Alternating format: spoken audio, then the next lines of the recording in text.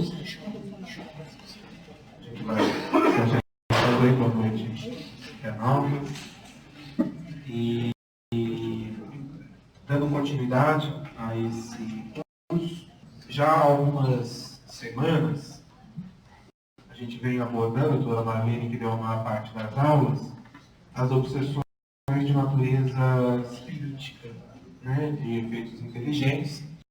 E essa classificação existe como obsessões de natureza espirítica por qual motivo?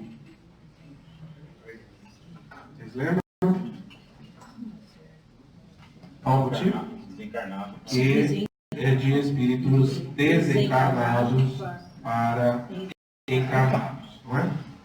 Agora, hoje, a gente vai ver algumas questões um pouquinho diferentes, que, embora possam ser utilizadas também por espíritos desencarnados como um mecanismo de ação, como uma fisiologia de um quadro obsessivo, também pode ser, na maioria das vezes, ou é produzida por nós mesmos, né, que são as infecções fluídicas.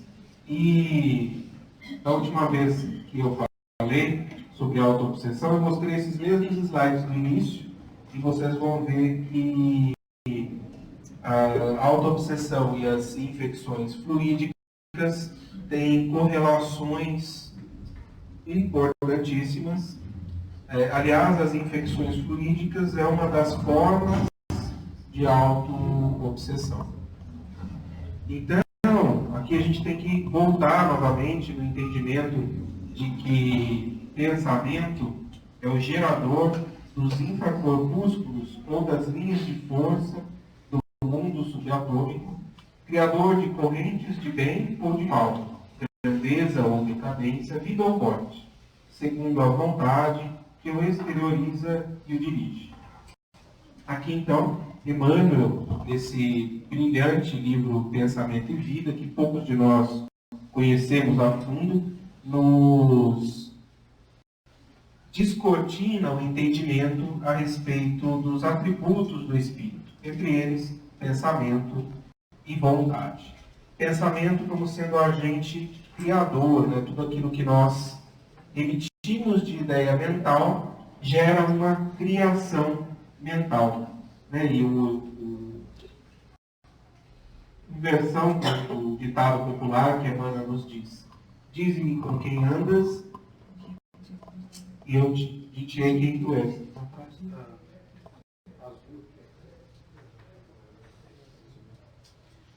Então, nossos pensamentos ditam nossa conduta e que, de acordo com a nossa conduta, expressamos nossos objetivos e amealhamos companhias com as quais desejamos nos parecer. Então, a nossa conduta moral, a nossa postura, ela é ditada pelos nossos pensamentos, né? Nós emitimos um pensamento, ele gera uma criação mental em nós e fica registrado nos nossos arquivos de memória perispiritual, né? E física também, mas especialmente perispiritual. Fica registrado ali. Cada vez que nós vamos emitir um novo fluxo mental, fluxo de energias, que vai passar por todos os arcabouços do campo mental do espírito, e emitir uma ideia, um pensamento, ela vai ser influenciada pelas vibrações que nós já temos acumuladas na nossa memória. Por isso é que muitas vezes nós agimos sem pensar, não é? A gente fala isso habitualmente, mas essa ação sem pensar, o pensamento existe, né? Ele existe, não foi percebido, passou direto e acabamos agindo sem pensar. E muitas vezes nós temos, ainda eu tenho, não sei se vocês têm, determinadas condutas, atitudes, atos, que já não são mais coerentes com aquilo que eu tenho de conhecimento. Então eu já tenho determinados conhecimentos a respeito da vida, a respeito do espírito, dos valores morais, daquilo que é necessário edificar em mim como conquistas imortais do espírito, mas eu ainda tenho atitudes incoerentes com essas conquistas. né? Seja no campo das sensações, seja no campo das emoções, da raiva, da cólera, seja no campo das reações perante determinadas situações de preocupação ou de tristeza profunda que nos abala, que nos atormenta, né? Porque muitas vezes ainda não temos aquilo que temos de conhecimento, ainda não está arquivado em nós na forma de memória. Ainda essa construção precisa ser realizada e parte do esforço íntimo de cada um de nós que vai dia a dia edificando em si novas construções. Não é de uma hora para outra que nós construímos uma paciência, uma perseverança, uma humildade. Mas é dia a dia, experiência, tijolinho a tijolinho, que a gente vai edificando as nossas construções boas. E quando a gente está pensando nessas situações, quando a gente pensa e gera um registro mental em nós, isso depois pode nos atormentar. André Luiz, no Dicionário da Luz, nos diz o seguinte: todo ato, todo pensamento que nós temos é realizado em ato no campo mental, não é? Quando nós pensamos naquilo outro. Mesmo que a gente não realize, mas aquele pensamento se efetuou em nós e gerou um registro de memória. E muitas vezes, em outras circunstâncias, esse registro de memória vai passar a atuar no nosso campo mental e nós vamos agir de acordo com esse registro. E muitas vezes agindo impulsivamente numa situação, agressivamente quando a gente nem esperava que agisse daquela maneira. E a gente coloca sempre a culpa no nosso obsessor, né? Pode ser influenciado ou amplificado por uma situação de influenciação espiritual. Mas muitas vezes foram nossos próprios pensamentos invigilantes que geraram uma construção que a gente não deu nem bola ali naquela hora, mas que tempos depois vem nos atormentar e nos incomodar. Então a ideia é esse ser organizado pelo nosso espírito, aqui o pensamento dá forma e a qual a vontade imprime movimento e direção. Ou seja, quanto maior a vontade do espírito naquela direção, maior vai ser o impulso, a força, o movimento e o direcionamento daquela ideia. As nossas ações, então, são fruto das nossas ideias e geramos assim a felicidade ou a desventura para nós mesmos, né? Se hoje estamos atormentados pelas nossas construções do ontem, é hora de nos reorganizarmos, de termos calma, paciência, serenidade. A gente sabe que não é fácil, mas é a hora de termos isso, porque estamos colhendo, né, aquilo que semeamos. E é hora de semearmos construções diferentes, porque o amanhã será resultado das nossas semeaduras de hoje, né? O Maida na prece lembrou, né, o quanto o processo do desencarne é duro para a imensa maioria de nós, mesmo espíritas, né? A literatura espírita está cheia aí de exemplos. Por quê? Porque lá nós colhemos aquilo que estamos semeando aqui, né? Então a importância de fazermos uma boa semeadura para que possamos ter uma colheita mais proveitosa. E todo mundo sabe, na medida em que nós vamos semeando ideias, sentimentos, emoções, vibrações, atitudes diferentes no hoje, nós colhemos logo em seguida, né? Na mistura do nosso equilíbrio, da nossa pacificação íntima. O que é a infecção fluídica, então? André Luiz vai relatar isso em vários livros. Tem no Evolução em Dois Mundos, Mensageiros, Missionários da Luz e em diversos outros livros que ele se refere às larvas mentais, aos embriões mentais, aos parasitas mentais. E ele vai classificar, a doutora Marina também classifica tudo isso como infecções fluídicas, traçando um paralelo, embora sempre que a gente traça um paralelo do que acontece no mundo espiritual com o nosso mundo carnal, ele é pobre, né? Mas são as palavras e é o entendimento que a gente tem, embora a fisiologia do que aconteça vai muito além daquilo que nós percebemos e compreendemos e traçamos de paralelo. Claramente, André Luiz aqui traça um paralelo com os processos infecciosos terrestres, né? enfim, que nós estamos sujeitos por vírus, por bactérias, por fungos, aos quais nos contaminamos. Aí eu faço uma pergunta para vocês, né? Quando nós temos um resfriado, ou uma amidalite, ou uma diarreia infecciosa, ou enfim, algum processo infeccioso, quem é o responsável por esta infecção?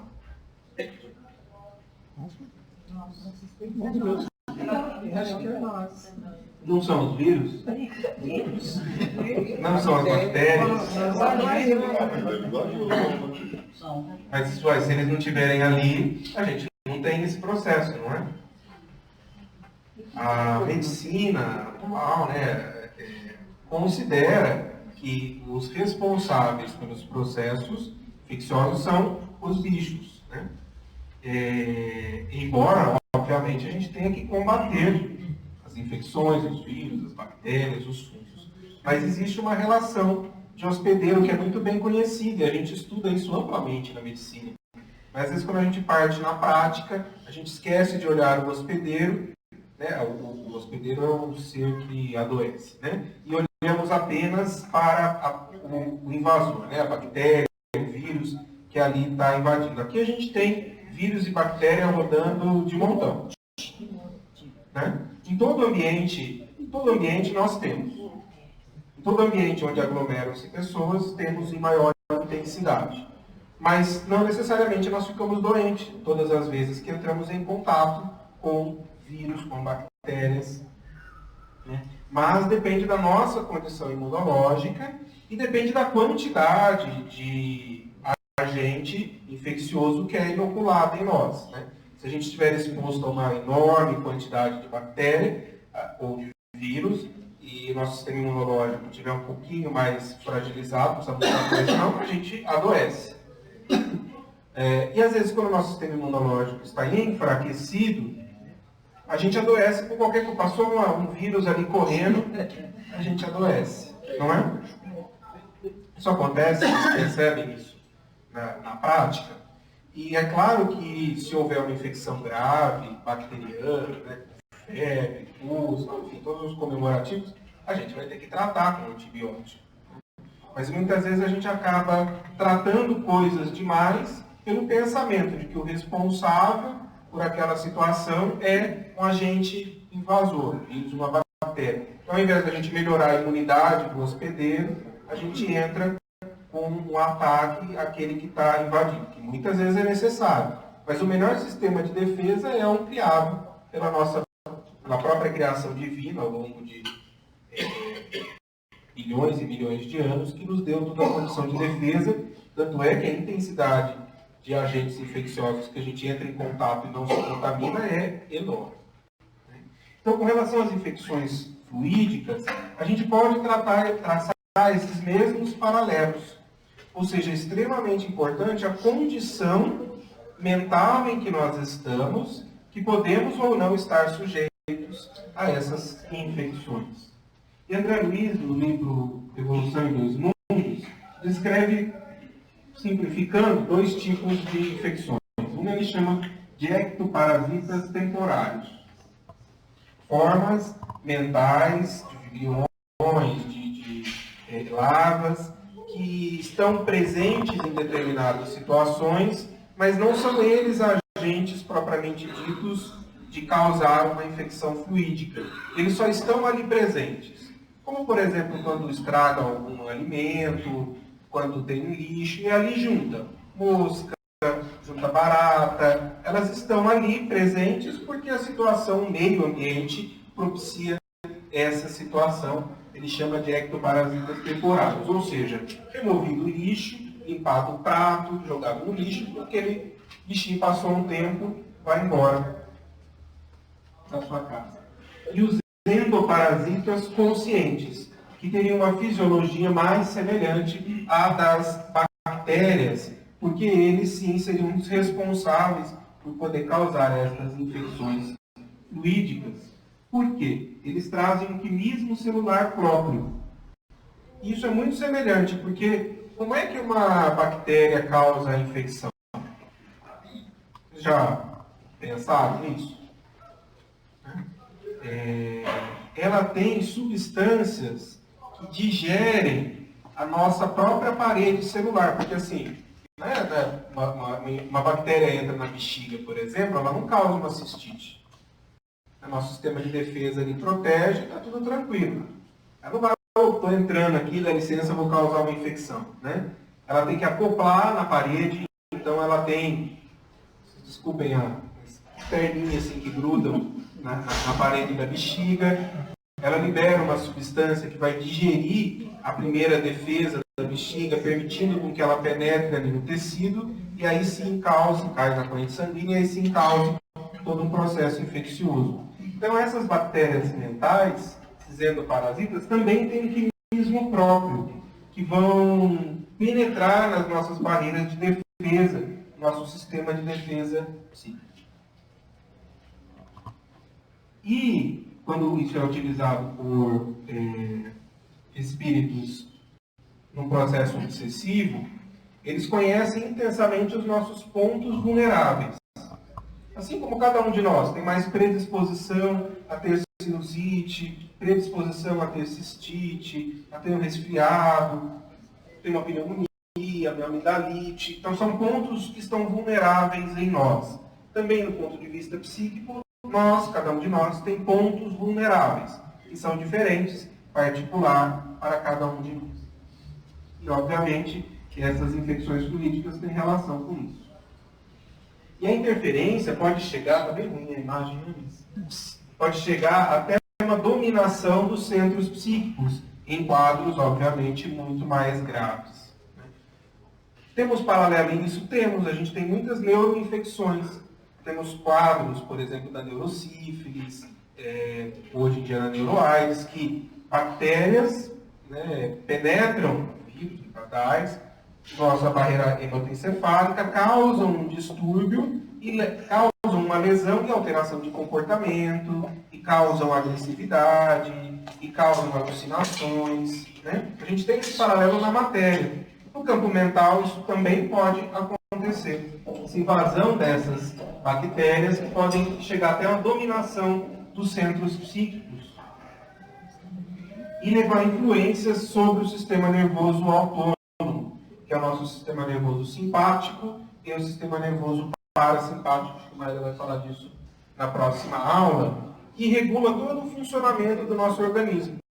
Todos os órgãos, todos os sistemas funcionam através do sistema nervoso simpático e parasimpático, ou seja, a partir daqui é possível ter a interferência em diversos campos e pode-se mimetizar doenças, sintomas e enfermidades clínicas que são investigadas, muitas vezes não se encontram causas para isso, ou até se encontram causas, mas não justifica aquela enfermidade, ela pode ser intensificada por esses processos. Não é o único, mas pode ser um processo que cause isso. E a doutora Marlene até comenta que esse sistema de obsessão poderia explicar algumas curas de Jesus, de pessoas com doenças físicas graves ou com profunda deterioração mental. Então, quando Jesus afasta os espíritos que ali obsediavam, aquela pessoa imediatamente se cura, porque ela não tinha uma patologia orgânica, estrutural do órgão doente. Né? Mas era um sistema metabólico que estava doente, retirado a influência da infecção, né? O antibiótico da alma aqui, né? Aquela pessoa curou-se quase que instantaneamente, ou quase que instantaneamente, porque foi removido a causa. E existe uma desestruturação celular mais importante. E aí a gente vai ver duas descrições, uma dos mensageiros, em que André Luiz pela primeira vez entra em contato com essas situações. Então, Mensageiros é um livro em que André Luiz vai visitar, né, a Terra e as situações cotidianas, especialmente os médicos. Mas ele sempre é um dos mentores deste livro. E ele está andando com André Luiz cedo, e pede, numa grande cidade, pede para André Luiz observar uma grande nuvem que ali estava presente, que são manchas escuras na via pública. E aí eles percebem, com uma visão mais ampliada, espiritual, que é uma nuvem de bactérias mesmo. ou seja, ali naquele lugar tinha um excesso de bactérias. Se alguém passasse por aí do sistema imunológico mais frágil, poderia se contaminar. E mais para frente eles observam nas zonas de material mental inferior. E traça esse paralelo. Olha como são semelhantes essas nuvens de bactérias físicas e essas nuvens de bactérias ou de matéria mental inferior. Tinham mais ou menos o mesmo comportamento fisiológico aos olhos dele. Obviamente, a gente olhando, a gente não consegue enxergar nada, mas a visão da espiritualidade é ampliada e eles conseguem enxergar estas situações. E ambas são capazes de atacar o homem, tanto as bactérias, vírus, quanto essas larvas mentais, né? São capazes de atacar o homem. Daí vem a importância de estarmos sempre na recomendação do Cristo, do orai e vigiai, para que a gente permaneça em constante postura, tanto física, de equilíbrio vital, como emocional e espiritual, para que a gente se mantenha imune a todas essas situações que estão presentes. E André Luiz pergunta a Aniceto, né? A matéria mental emitida pelo homem inferior tem vida própria? Ou seja, tudo bem, essas larvas foram criadas a partir do pensamento, mas elas passam a ter vida própria depois de serem criadas? Como se fosse o núcleo de corpúsculos microscópicos de que se originam as enfermidades corporais, que são as bactérias, ou vírus, enfim. Então, se uma vez criados, eles têm vida própria ou não? Essa é a pergunta de André Luiz. A resposta de Aniceto é o seguinte: como não? Vocês, presentemente, não desconhecem que o homem terreno vive num aparelho psicofísico. Não podemos considerar somente o capítulo das moléstias a situação fisiológica propriamente dita, mas também o quadro psíquico da personalidade encarnada.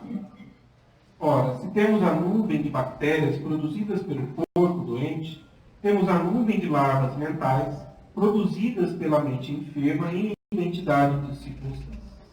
Desse modo, na esfera das criaturas desprevenidas de recursos espirituais, tanto adoecem corpos como almas. Foi um pouco de tudo isso que a gente já conversou aí no início. No futuro, por esse mesmo motivo, a medicina da alma absorverá a medicina do corpo. Poderemos, na atualidade da Terra, fornecer tratamento ao organismo de carne.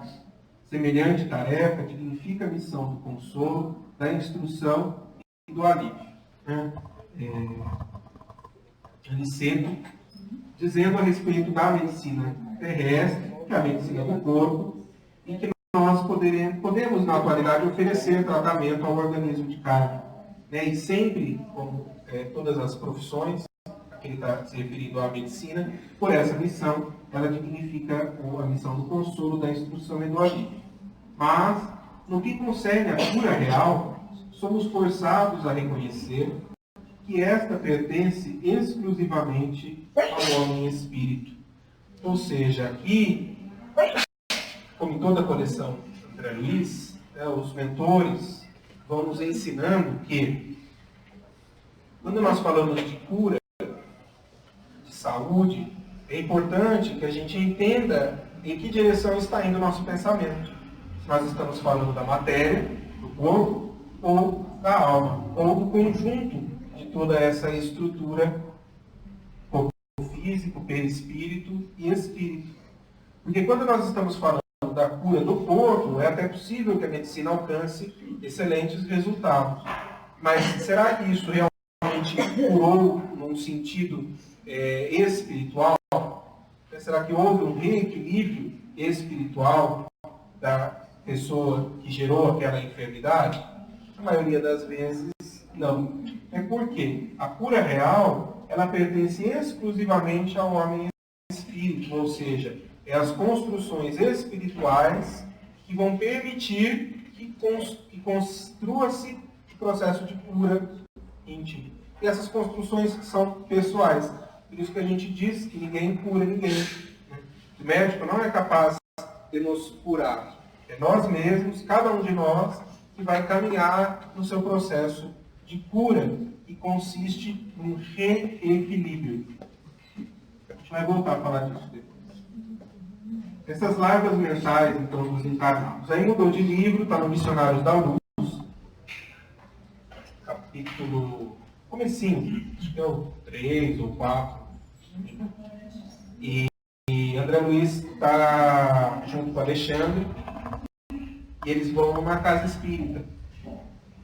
E aqui eles estão acompanhando uma reunião mediúnica de médiums em início do processo de desenvolvimento mediúnico, e eles vão observar o que é que acontece com esses médiums. E especificamente agora nesse momento vai comentando a respeito dessas larvas mentais.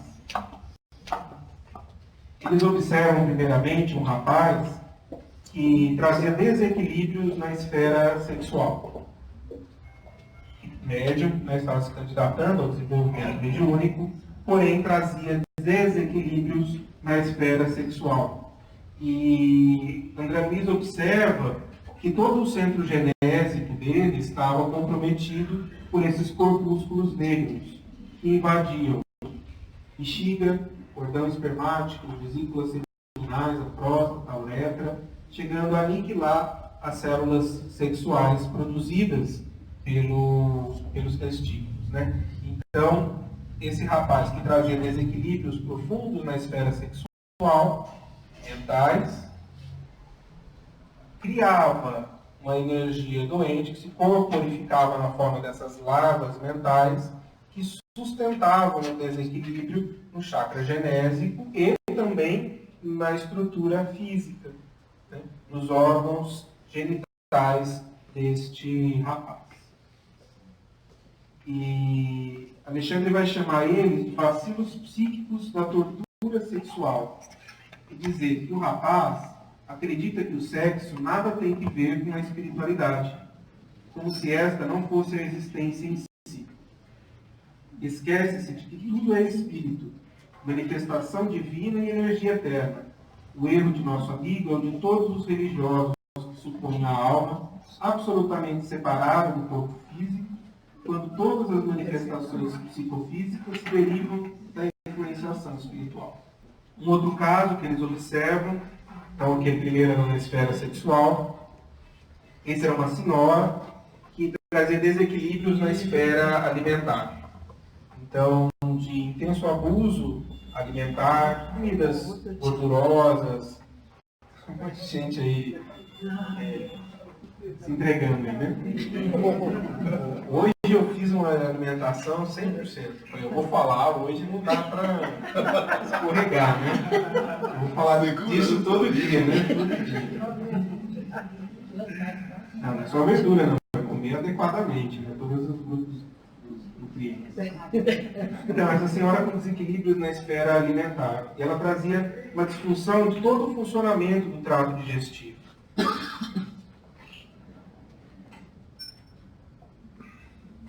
E a presença de lesmas vorazíssimas, que André Luiz descreve, que formavam colônias. Ele fala, também existiam as bactérias de uso habitual que estão presentes no trato intestinal. Eles observavam isso. Mas não é a essas que ele está se referindo, né? Mas essas de origem mental, desde o estômago até a válvula iliocecal. E esses parasitos atacavam os sucos nutritivos com alto potencial de destruição. Não estou com a estrutura sexual aqui, não está junto, não. Então, eles atacavam os sucos nutritivos com alto potencial de destruição. Vocês acham que essa senhora teria problemas na esfera dos sintomas digestivos? Com certeza, né? Às vezes já estivesse apresentando eles, ou às vezes apresentaria futuramente, né? Tamanha a disfunção, o desequilíbrio que ela causou pela própria imprevidência, pelo abuso naquela região. Além disso, obviamente, está prejudicado a absorção de nutrientes, né? De vitalidade. Ou seja, essa pessoa, por quê? Porque esses bacilos, ou essas lesmas, né, como ele vai chamar nesse caso, vão consumir matéria de energia vital. E essa pessoa vai ficar desvitalizada. Às vezes ela está obesa, um excesso de nutrição, mas ainda assim desvitalizada, porque toda a energia vital dela está sendo consumida por essas lesmas, por essas larvas mentais, e ela não consegue se vitalizar adequadamente.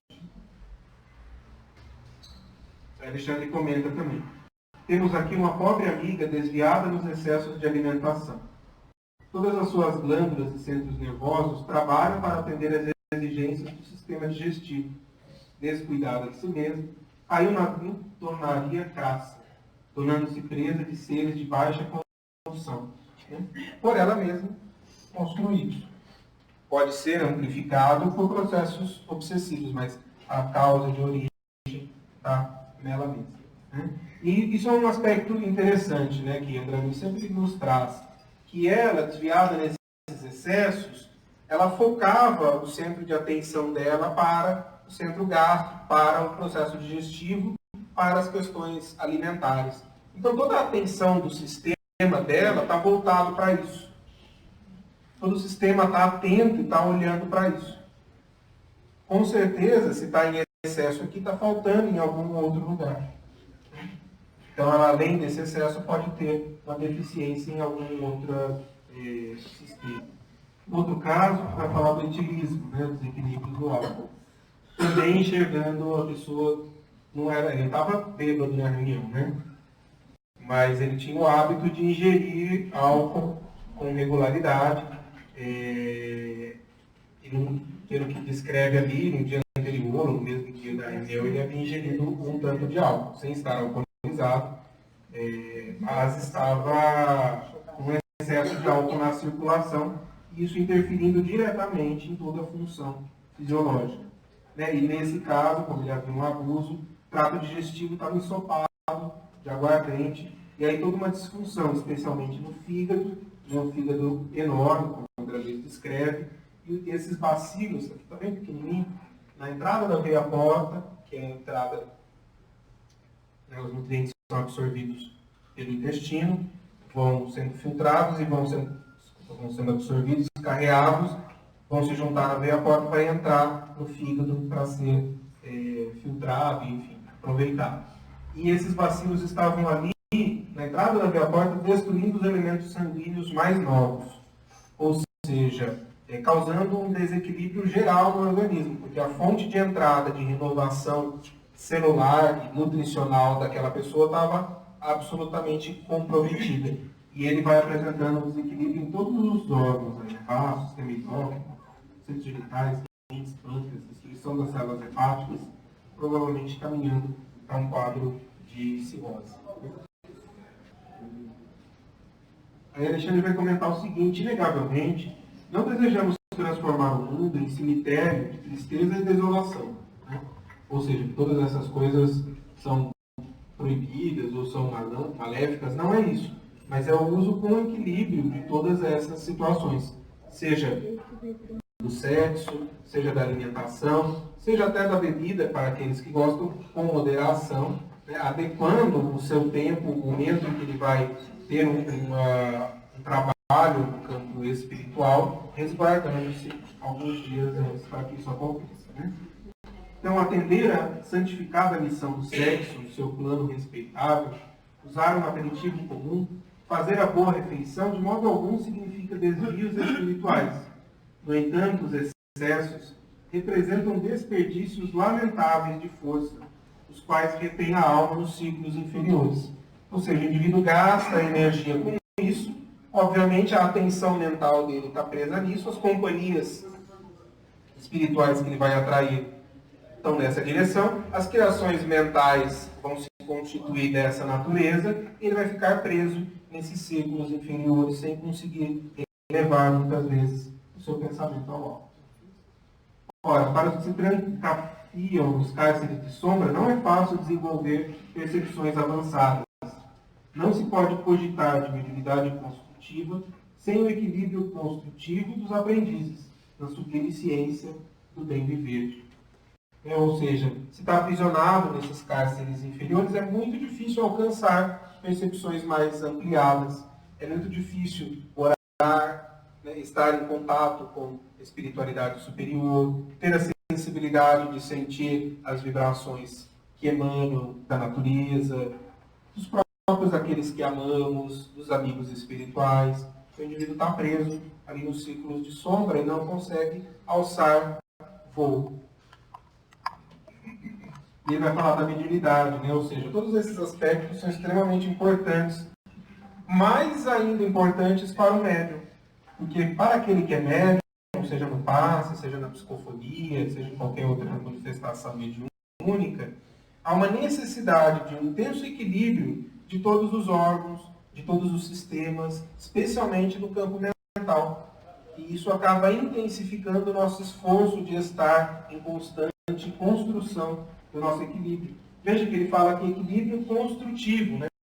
Ou seja, ele sabe que a gente não tem condição de permanecer 100% do tempo, né? Mas é um equilíbrio construtivo, e cada vez mais a gente vai compreendendo os processos. É grande esse capítulo, então tem bastante conteúdo, viu? Depois vocês fazem a pergunta do... É vocês semana que vem, né? Todas as perguntas vocês guardam no bairro. André Luiz pergunta ainda, de onde nascem essas levas mentais? Qual a fonte? O que vocês acham? De onde nasce? Pensamento, né? Que tipo de pensamento? Pensamento inferior. De condição inferior. Carregados com que cores? Roxa. Roxo. Quem dá cor ao nosso pensamento? Sentimentos, não é?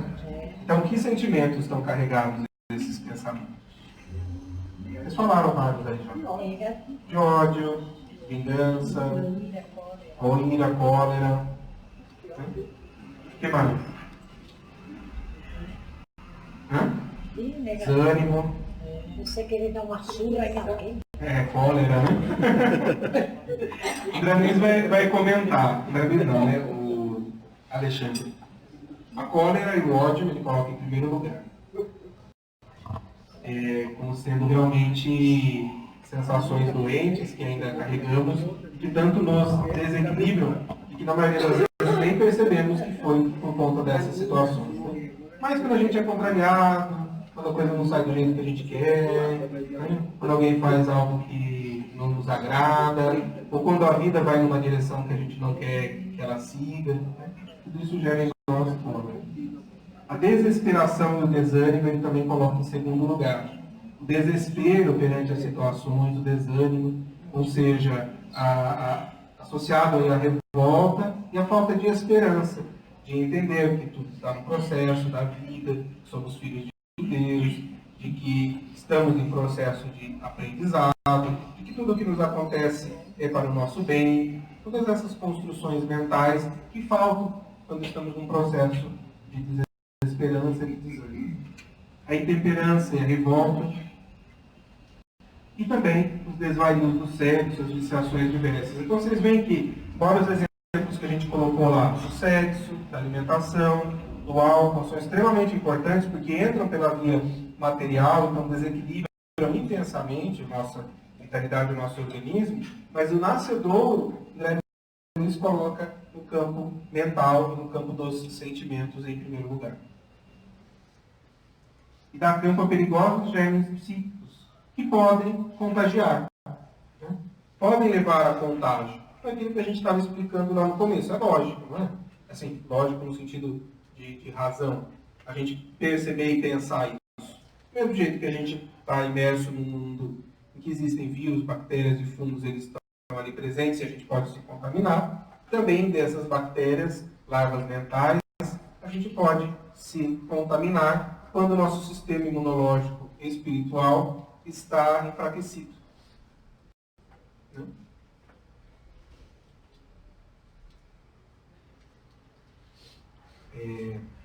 Uma outra situação que acontece é assim, nem sempre essas larvas mentais, essas bactérias ou esses fungos são prejudiciais. O que eu quero dizer é o seguinte: quando a gente tem, por exemplo, uma situação de excesso de produção de ácido úrico, que precisa ser eliminado por alguma via, e rim, intestino não está dando conta de eliminar, acaba eliminando muitas vezes pela pele.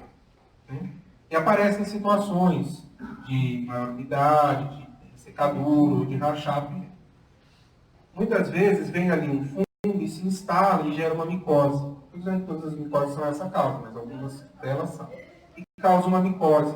Aquele fungo ali está sendo benéfico ou maléfico? Maléfico, porém ele está comendo o ácido úrico que está ali na pele. Também está sendo benéfico. Então, assim, ele está ali presente porque tem uma situação no metabolismo doente e ele está polarizado ali, ajudando a limpar aquele excesso de produção. Na medida em que o organismo entrar em equilíbrio e tratar-se, ele naturalmente desaparece, deixa de ali estar. Se não acontece que muita gente tem, né? Trata a micose e depois de 3 meses aparece de novo. Trata, aparece de novo. Por quê? É o mesmo bicho? Não, é outro. Né? Porque a situação predisponente ali estava presente. Então essas larvas mentais muitas vezes fazem a mesma coisa. Às vezes a gente produz um campo mental tão doente que precisa ser consumido de alguma forma. E senão corre o risco de gerar uma doença mais grave. Por exemplo, né, o ácido úrico, se não é eliminado pela pele, pode depositar nas articulações, formar gota. Se não, pode depositar nos vasos, acelerando o processo de aterosclerose. São doenças mais graves do que aquela doença da pele. Não é?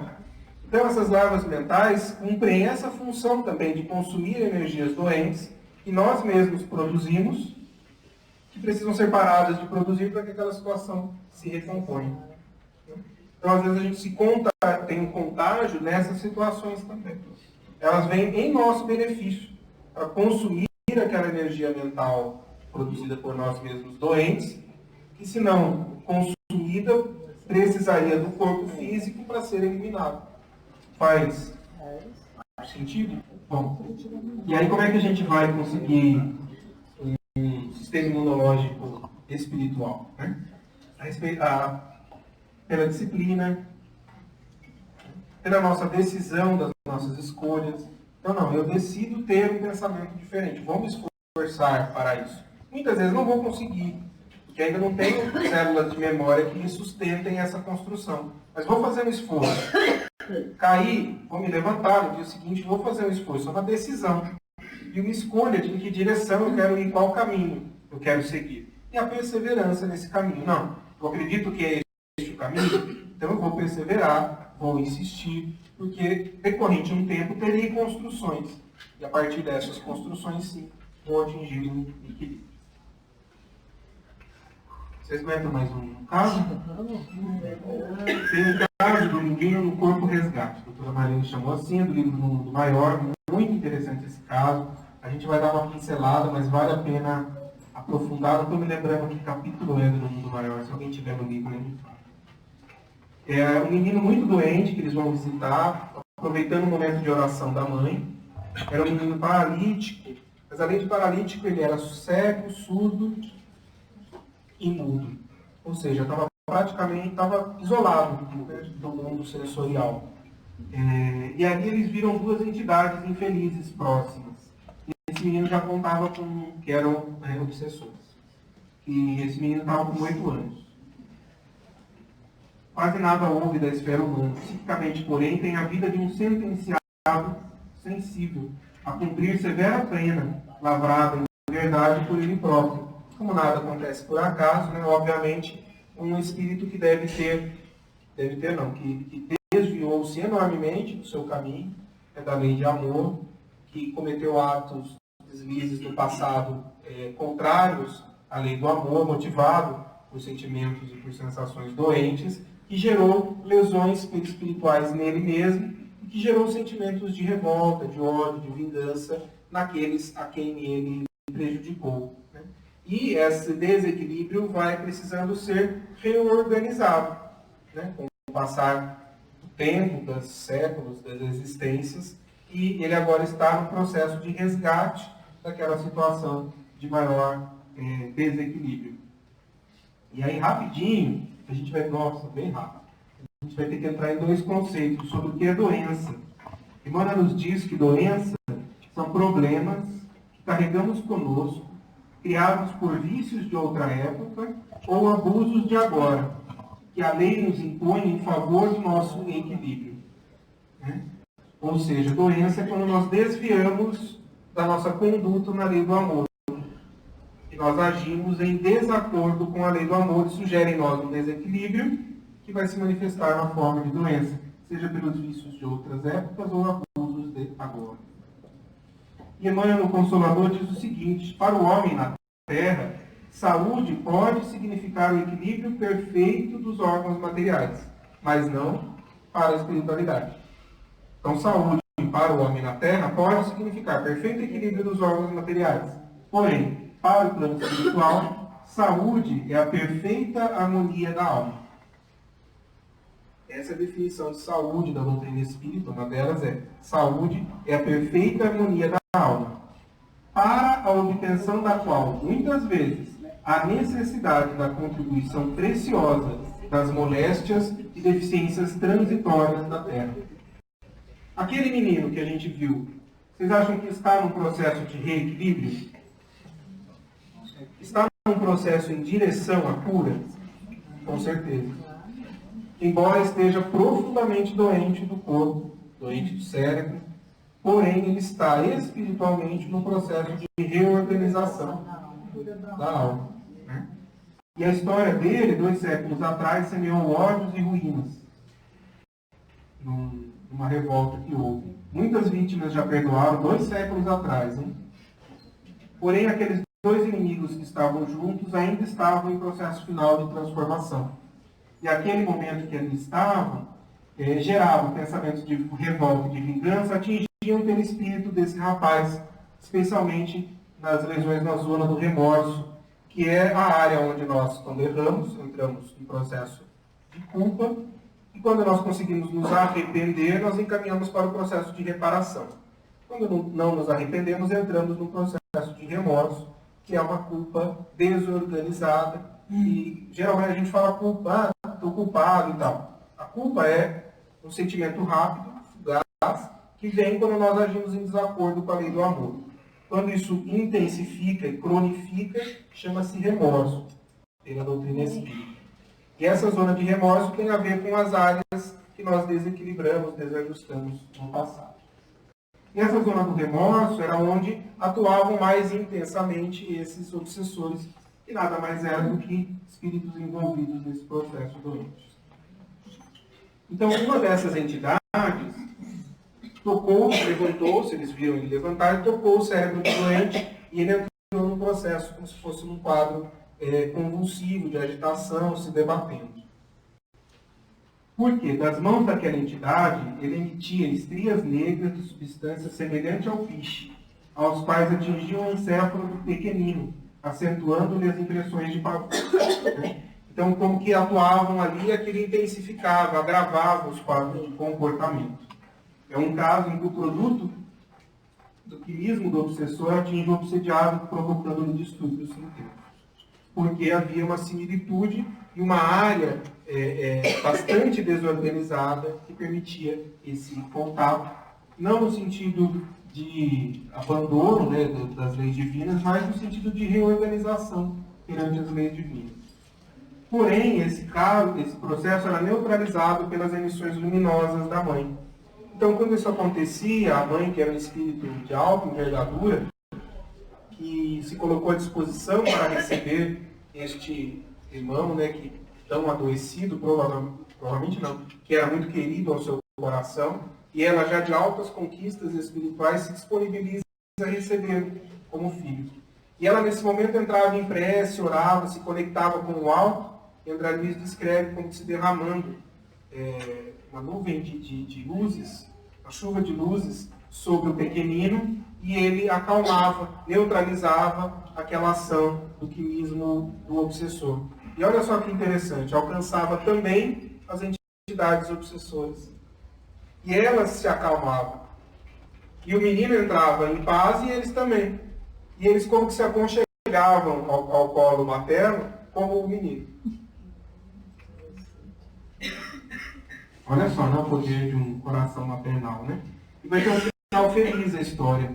Né? Como todas as nossas histórias, com certeza terá um final feliz. Essa daqui estava caminhando para um final feliz. Já estava planejado, antes mesmo de todos reencarnarem, que os dois verdugos, aquelas duas entidades, iriam renascer como irmãos da vítima. Os dois reencarnariam como irmãos da vítima, daquele que no passado foi culpado. Você vê que culpado e vítima não tem, né? Enfim, reencarnariam como irmãos. E no processo, amparados por aquela mãe. Né? E todos juntos na reharmonização do lar, das suas sentimentos. Voltarão ao sol da existência por intermédio de um coração de mulher e compreendeu com Jesus o valor do sacrifício. E aí ele escreve o seguinte, Alderrado. E quando entrelaçarem as mãos sobre ele, falando das duas entidades, e quando entrelaçarem as mãos sobre ele, consumindo energias por ajudá-lo, assistidos pela ternura de abnegada mãe, amorosa e justa, beijarão o velho inimigo com imenso afeto, transmudar-se-ão nas negras algemas do ódio em alvinitentes liames de luz, nos quais refugiará o amor eterno. Chegado esse tempo, a força do perdão restituirá nosso doente à liberdade. Largará ele, qual pássaro feliz, esse mirrado corpo físico, sufocante cárcere do crime e suas consequências, onde se debateu por quase 2 séculos. Até lá, importa zelar com empenho pela valorosa mulher que é essa, vestalina senhora deste lar, em quem as forças divinas respeitam a vocação para o martírio, por iluminar a vida e enriquecer a obra de Deus. Muito bonito, né? Esse caso é belíssimo. Né? Na página 91 a 101, quem quiser chegar em casa depois ler. Então, esse é o final deste capítulo.